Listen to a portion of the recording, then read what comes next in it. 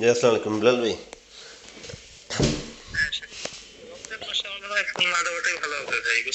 ও, তাহলে না, আপনি এই একটা পোস্টের ব্যাপারে তো একটু কথা বলতে হবে, কারণ ওই যে আপনি 8 রাকাত 20 রাকাত তারাবি নিয়ে আপনি ফিতনা ছড়াচ্ছেন, এই বিষয়ে আপনার কোনো তাহাকিক নাই। কারণ হানাফি হানাফি ওলামা একরামই স্বীকার করছে যে আপনি লাভবাহিক বিলিতে গিয়ে দেখেন, ওখানে আপনার সাথে আমার পরিচয় হয়েছে কদিন, এই বিষয়ে বহুত আগেই এই মাসালা খতম করে রেখে দিছি ওখানে।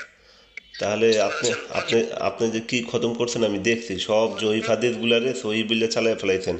আমি এও দেখছি আপনার হানাফি কেল্লা আচ্ছা হানাফি ভাই, কেল্লা তো আছে, নাসিরুদ্দিন চাঁদপুরিও বলতেছে যে ওই হাদিসটা জয়ীফ, আপনি যে এই হাদিসটা প্রথম সাব্যস্ত করছিলেন। ভাই কে কি সাব্যস্ত করছে না করছে না, আপনাদের সেই হানাফি মাযহাবের ওলামা একরামি আপনার দেওয়া হাদিসটাকে জয়ীফ বলতেছে। আপনি একবার চিন্তা করেন রমজান মাসে বেলাল ভাই।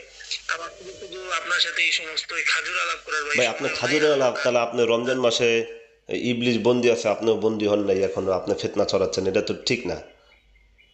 আপনার কাছে মনে হচ্ছে ফিতনা, কিন্তু আমার কাছে তো মনে হচ্ছে না মানুষদেরকে আমলের দিকে নিয়ে আসা। আমলের দিকে তিনি, নাসিরুদ্দিন চাঁদপুরি নিজেই স্বীকার করছে যে ওই হাদিসটা জয়ীফ। আপনি আব্দুল্লাহ ইবনে মাসউদের থেকে আপনি যে হাদিসটা দিয়েছিলেন ওই হাদিসটা জয়ীফ।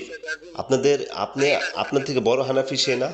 বলেন। আমার আপ- থেকে বড় হানাফি কে, ছোট হানাফি কে, না না, জাতীয় বলেন ব্যক্তিগত বলেন। বিষয় আপনার যদি মনে তাহলে হয় আপনি এটা স্বীকার আমার করবেন সাথে না? কথা বলেন। আপনার হানাফিরাই তো এখনো একমত হইতে পারেন নাই যে হাদিস কোনটা সঠিক।